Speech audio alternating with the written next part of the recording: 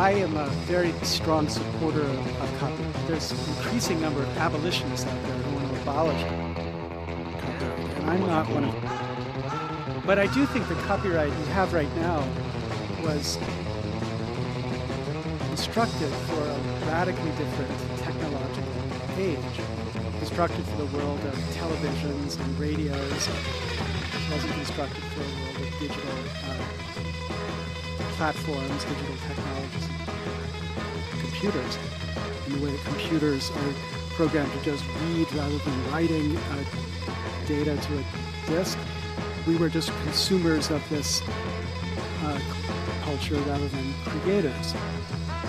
If you look at the 20th century, it's the most passive century for this kind of creativity. We all became couch potatoes, and that's what I mean by a read-only culture. We just, in the way that computers are programmed to just read rather than writing, we were just consumers of this culture rather than creators.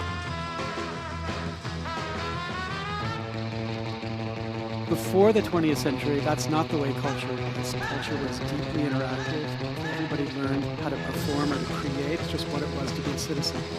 If your kid doesn't know how to make a movie, there's something deeply wrong with it. And that's the future. It's a future of creative amateurs as well as more professionals.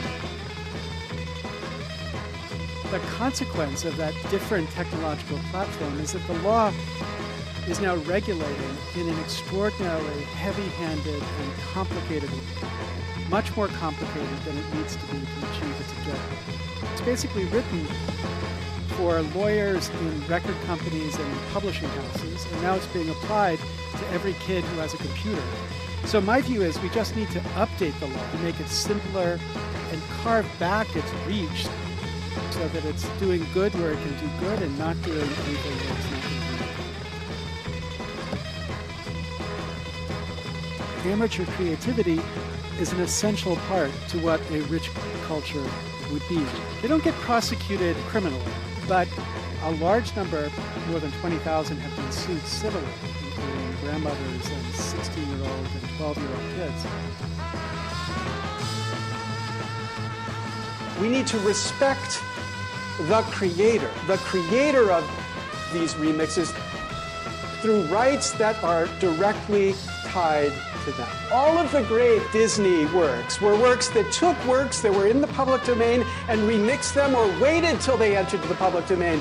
This ecology of sharing needs freedom within which to create. And for that sharing activity to happen, we have to have well-protected spaces of their use. It's a culture where people participate in the creation and the recreation of their culture.